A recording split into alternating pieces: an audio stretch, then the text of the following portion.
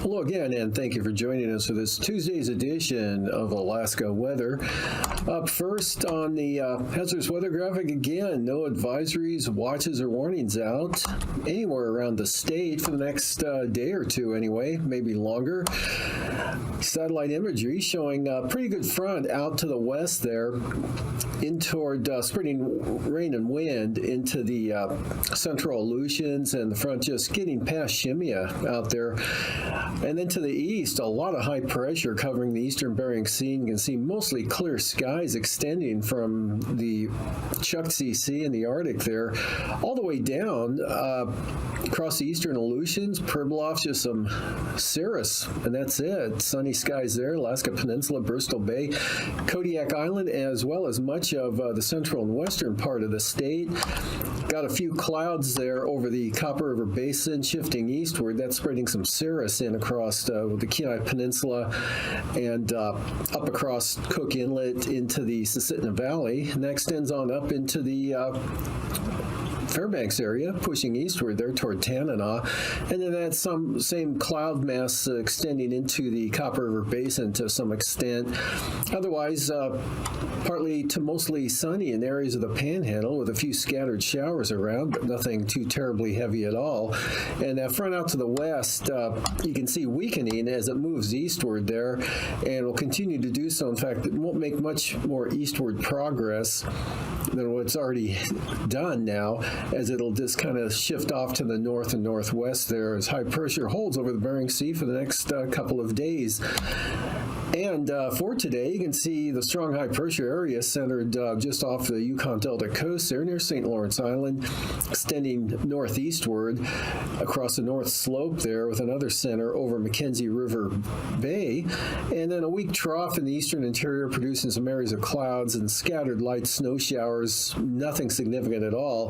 That same pattern down along the Alaska Range in toward the Yukon. Otherwise dry and again variably cloudy to partly to mostly sunny over the Copper River Basin and into south central Alaska down to Kodiak Island. And winds really have lightened up across the Alaska Peninsula from what they have been there. But winds on the increase over the Adak area and eventually Atka, with rain pushing into Adak by this afternoon, extending back toward Shemya and Attu, and then becomes more showery toward the Copper River Basin areas. But winds light and variable up around St. Lawrence Island through the Seward Peninsula, as well as the North Slope and the Arctic coast, and right on down into the Alaska Peninsula. A lot of sunshine to go with those light winds, and partly to mostly sunny over the central, southern, southeast coast with some variable clouds throughout the day, and then maybe a risk of some shower activity up to the north. For tonight, it should be mostly dry for the southeast coast with, again, variable clouds. Chance of a shower or two over the southern areas and maybe up toward Elfin Cove, but that's really isolated and just a risk if that occurs at all. Same thing there for the eastern Alaska Range. Just clouds now over the eastern interior and mostly clear skies. South central Alaska into the Kuskokwim Valley.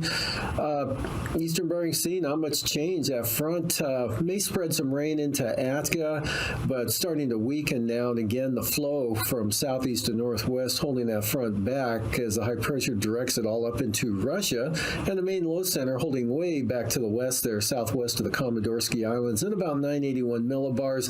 That'll spread some more moisture into Shemya and Attu, but that's about it as far as any precipitation goes around the entire state for tonight. And looking ahead to tomorrow, we'll see on Wednesday, mostly sunny skies, light winds from the portions of the Arctic coast all the way down to Kodiak Island into Prince William Sound, south central Alaska. Full sunshine tomorrow from morning morning to evening, and maybe a few showers with a weak trough there along the southeast coast, partly to mostly cloudy skies. Again, a few showers around.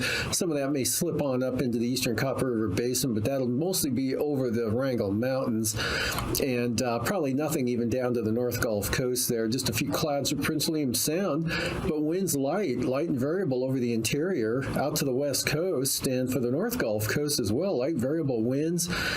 And for the Aleutians, eastern Aleutians, sunshine, day much like today out that way.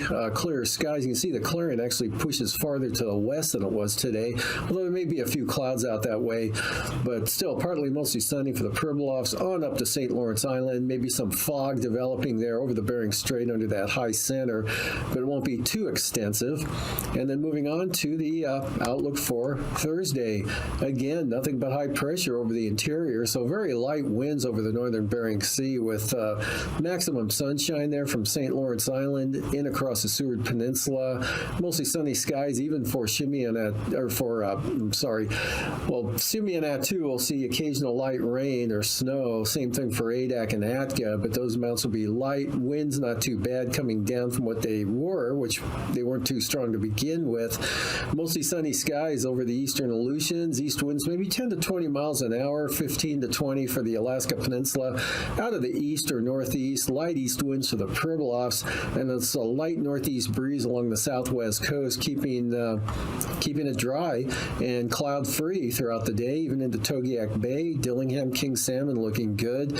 Isolated snow showers, again, a possibility over the Wrangell Mountains, and still a trough keeping the chance of showers over the Panhandle, and chance of snow showers with a weak disturbance showing up there over the northeast part of the state from, roughly Eagle, just a risk of a snow shower. Kind of increases, though, as you get up toward Arctic Village there in the eastern Brooks Range and the north slope to the eastern Arctic coast. Could see some occasional light snow or flurries at times with basically cloudy skies, maybe a few breaks across the north slope and the Brooks Range on out to the Arctic coast.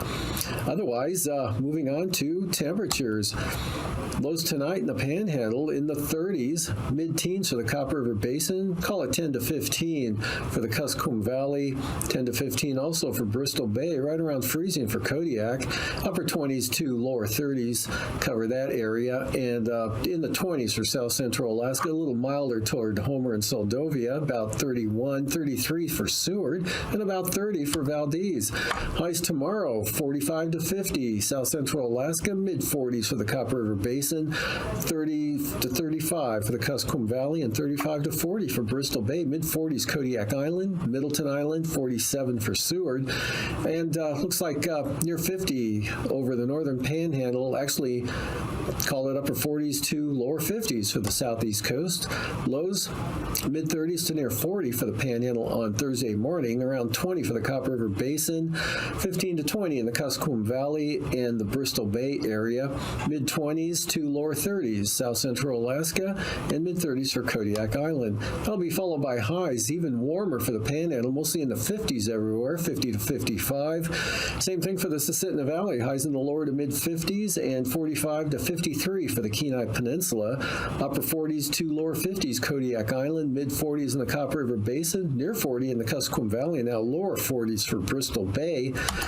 Up to the north, lows 10 to 15 over the eastern interior, and still a little below zero from the Kobuk Valley out towards Selawik and Kotzebue. Otherwise, 5 to 15 for the Seward Peninsula, and 5 to 15 below for the Arctic coast and portions of the North Slope. Highs tomorrow, mid to upper 30s for the Fairbanks area eastward to Tok, Northway, on up to Chicken and Eagle, with highs right around 10 in the eastern Arctic coast, but lower 20s on the west side, mid to upper 20s Seward Peninsula, St. Lawrence Island, and lows in the teens, mostly over the interior areas out to the northern Bering Sea, north of the Alaska Range, anywhere from 5 below to 10 above, and then highs into the 40s for the upper Tanana Valley and 40-mile country, otherwise in the 30s, and teens to mid-20s for the Arctic coast and North Slope.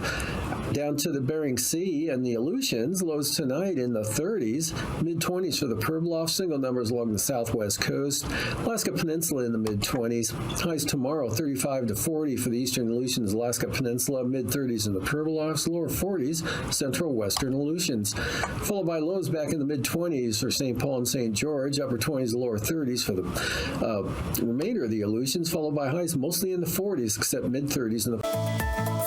And now, aviation weather around Alaska. And flying weather for Wednesday morning looking really good. We've got some IFR, though.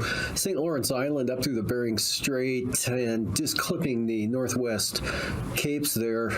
And then some marginal VFR, just a narrow band there for the North Slope out to the eastern Arctic coast. A little bit of marginal VFR still persisting over the eastern interior along and north of the eastern Alaska range. Otherwise, VFR, southern Alaska, the Panhandle, Kodiak Island.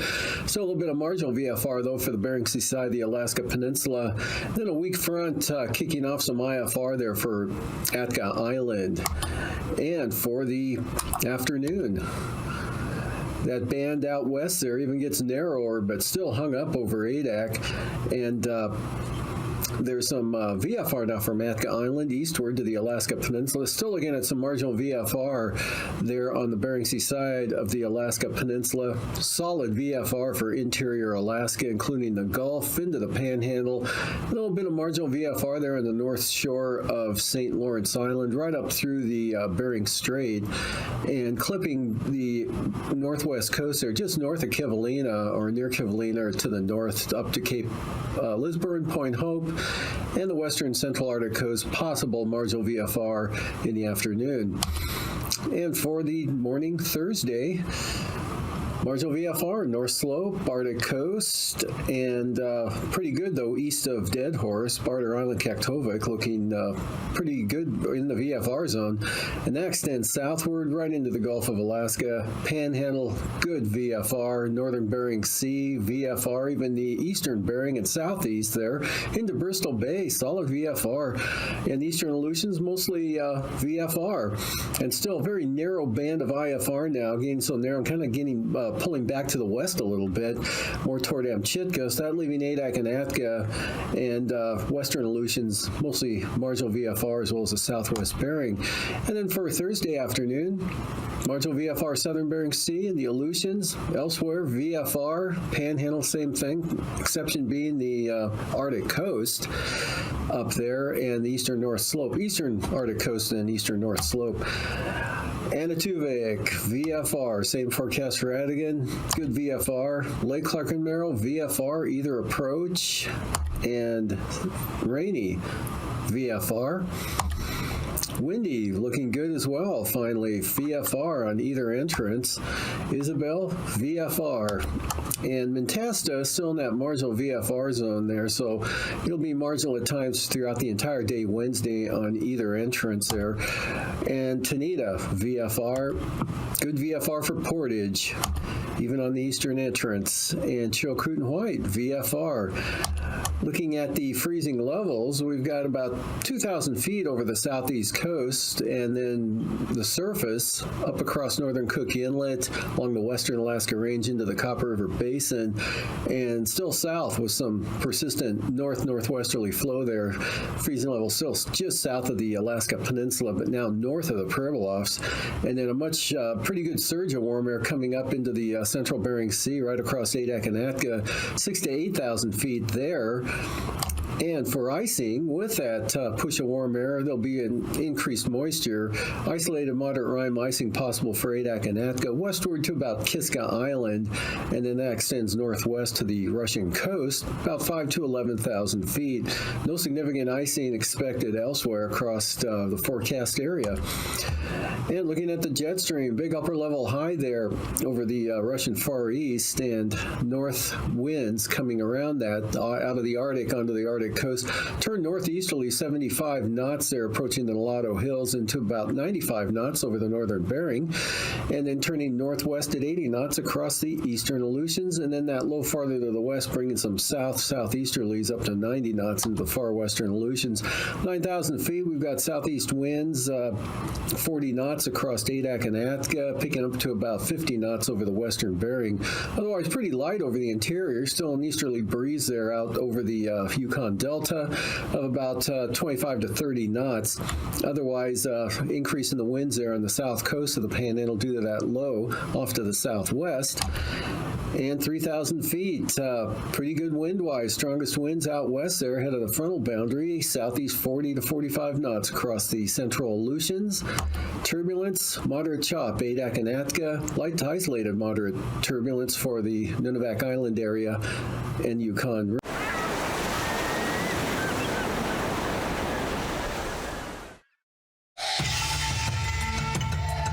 On March 11, 2011, a powerful tsunami hit Japan, destroying cities and villages. As the water receded back into the ocean, it pulled what remained of buildings, cars, boats, and homes along with it. Scrap metals, plastics, and objects of all shapes and sizes either sank near the shore or floated away.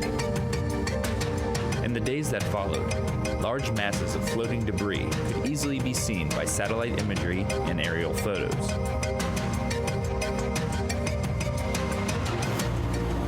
In the wake of this disaster, NOAA is assessing the potential impact that the debris may have on U.S. shores. So, where will this debris go, and when will it get there? To help answer those questions, scientists are using computer models to estimate the debris' path, using its starting location in the tsunami zone and historical weather and ocean conditions. The findings are that some debris could pass near or wash ashore in the northwestern Hawaiian Islands as early as this winter. Debris may also approach the west coast of the United States in 2013 and potentially circle back to the main Hawaiian Islands in 2014. But scientists caution that there are limitations to what computer models can tell us.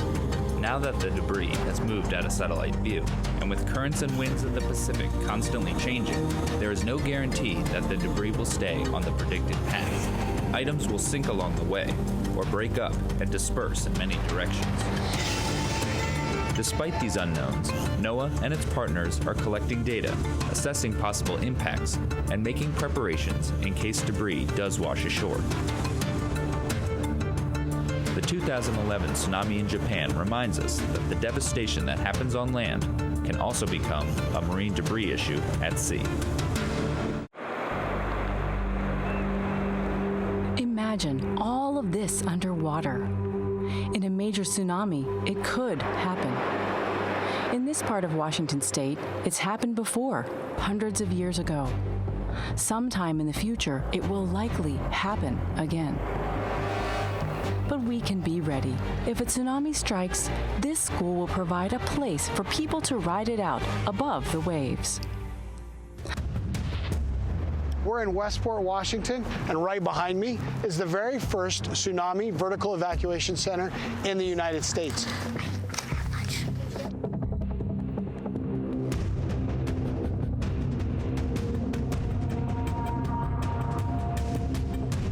We will now begin the tsunami evacuation. This is an emergency. Please run to the nearest exit. Go to the center tower and proceed up the stairs. Tsunamis are a potential hazard for low-lying coastal areas. That's why many coastal communities have plans in place to get people to safety, high ground or inland, where they can be beyond the reach of a tsunami. Often there are signs showing where to go and where to gather. Most tsunamis are caused by underwater earthquakes along subduction zones, where two of Earth's plates collide and one is forced under the other. Westport and other Pacific Northwest coastal communities are especially at risk because one of these zones lies just offshore. It's called the Cascadia Subduction Zone. An earthquake here caused a tsunami in 1700 that flooded shores as far away as Japan. Experts say it's just a matter of time before it happens again. Since the subduction zone is so close, a tsunami like the one in 1700 could strike before people in some low-lying areas could get to high ground or inland. And Westport doesn't have a lot of high ground or easy routes inland. If we get an earthquake or a tsunami, we're going to get a lot of water in the area really quickly, and we needed a place to go. So our community built this brand new school, and above our gym and cafeteria, we have a roof. And so the idea is that we'll get all of our students up, and anybody from the community who needs to get up, they can get up there as well. Costa Elementary School might seem like a normal school, but look more closely. It's engineered to withstand monster waves. Tsunami vertical evacuation shelters must be able to resist the powerful forces that a tsunami brings. Hydrodynamic, buoyant, hydrostatic, and debris impact forces and strong currents. They're also designed to help people get to safety quickly. There are 4 big staircases on each corner of the building, and each one of those staircases is 8 feet wide, and we can get the whole school evacuated in about 4.5 minutes. Everybody should be at a 0. On the roof of the building, there is water and food and buckets and shelters and tarps and blankets and different things so that we can be up there for 2, 3, maybe 4 days while we wait for rescue. You can go to the top and you know you'll be safe. It feels really nice to have a special building because you feel protected. This community decided that a tsunami evacuation center was important because they didn't have anywhere to go, and they decided to use their money to build the building. The additional cost is anywhere between 10 and 20% of the actual building cost itself, and that's really a sound investment for a lot of protection. You may be there a while, but you're safe and you're secure, and that's the most important thing.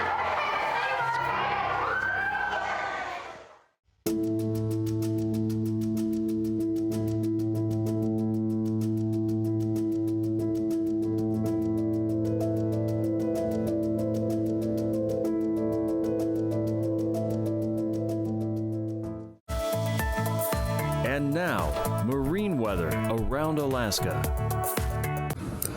Today's sea ice analysis here showing over the last week the sea ice has pushed off to the south and advanced southwestward, especially there south of Kuskokwim Bay and western northwest Bristol Bay. And that advance will slow with the diminishing winds. They're actually becoming more easterly now and much lighter with slowly rising temperatures. Moving on to the coastal water forecast. Southeast winds 25-20 knots with higher gusts there for the south coast, the central coast, east at 15, and for the north coast, east-southeast at 15 knots. Lynn Canal, 20 knots from the north. Stevens Passage, southeast winds 15 knots, and a southeast breeze also for Clarence Strait of 15 knots with 3-foot seas. And for Thursday, small craft advisories on the south coast, east-northeast winds 25 knots. And for the central north coast, east-northeast at 15 to 20 knots. Lynn Canal, north winds 15 knots. Stevens Passage, northeast at 15 and northeast 20 knots for Clarence Strait. Prince William Sound, variable winds at 10 knots tomorrow with slight seas, and for the North Gulf Coast, variable winds 10 to 15 knots with seas running 2 to 3 feet. Barren Islands, light northeast winds 15 knots and northeast to 20 for Kamishak Bay, and for Cook Inlet, north to northeast winds 10 to 20 knots. For Thursday, Cook Inlet, north winds 10 to 15 knots, seas at about 3 feet. Light north breezes at 10 knots for Prince William Sound. North Gulf Coast, variable winds at 10 knots with 3 to 4 foot seas. Barren Islands, light variable winds at 10 knots. And for Kamishak Bay, northwest wind at 15 knots. Kodiak Island on Wednesday, northeast winds 15 to 25 knots. Alaska Peninsula, north to northeast winds 15 to 25 knots, and Bristol Bay winds will be north at 15 knots. Then for Thursday, Kodiak Island, northeast winds 20 knots, and north to northeast at 15 knots for the Alaska Peninsula. Seas not too bad, 3 to 5 feet, and Bristol Bay, north winds 15 knots, seas in the ice-free waters at about 2 feet. Eastern Aleutians, east to northeast winds on Wednesday, 20 to 30 knots. Adak and Atka, east winds 30 knots. And for the Western Aleutians, small craft advisories for south to southeast winds 25 to 30 knots. And for Thursday, Western Aleutians, east winds 15 to 25 knots. Adak and Atka, east winds at 25 knots. And for the Eastern Aleutians, east-northeast winds 15 to 25 knots with seas running 4 to 10 feet. And for the southwest coast on Wednesday, north winds at 20 knots, northeast winds 20 knots for the Pribilofs, and northeast at 20 for St. Matthew Island. St. Lawrence Island winds north at 20 knots. And for Thursday, north winds at 10 knots, Yukon Delta coast, same thing, north at 10. South of Nunivak Island winds will be north at 15 knots, and east winds 20 knots for St. Paul, St. George, and St. Matthew Islands. Up along the eastern Beaufort Sea coast, variable winds 5 to 10 knots. Light winds from the south for the central and western Arctic coast, and 5 to 20 knot winds from the south and southeast for the Chukchi Sea. And for Thursday, from Wales to Cape Beaufort, south to southeast winds 5 to 10 knots. And for the central and western Arctic coast, light winds at 5 knots. And for the eastern Beaufort Sea coast, call it variable at 5 to 10. And for tonight, high pressure centered over St. Lawrence Island, extending into another center over the eastern North Slope or so, and that extends into the Northwest Territories. So that's going to make light winds, dry conditions that will extend all the way down to the North Gulf Coast. Still at risk of some snow shower activity and mostly cloudy skies. Eastern Alaska range there, maybe into the Wrangles, possibly the Panhandle, scattered isolated rain or snow showers for the southern southeast coast. Periods of rain and breezy for the central Aleutian areas. And then for Wednesday, still occasionally wet for Adak and Atka in the western Aleutians, but winds will be much lighter as that front weakens. High pressure holds over the central and eastern Bering Sea as well as interior Alaska, but still easterly flow pulling some moisture westward out of Canada there into the southeast or the eastern part of the Copper River Basin for a chance of some scattered snow shower activity, chance of showers, mainly the southern Panhandle, and stays could be a few showers around for the southeast coast on Thursday. Otherwise, the interior looking very nice, mostly sunny skies, risk of a snow shower over the eastern part of the These forecasts are for planning purposes only. Call 1-800-WX-BRIEF for a formal pre-flight briefing. Always file a flight plan before you go flying. The U.S. Coast Guard Auxiliary urges you to leave a float plan with a friend or the harbor master before you go boating.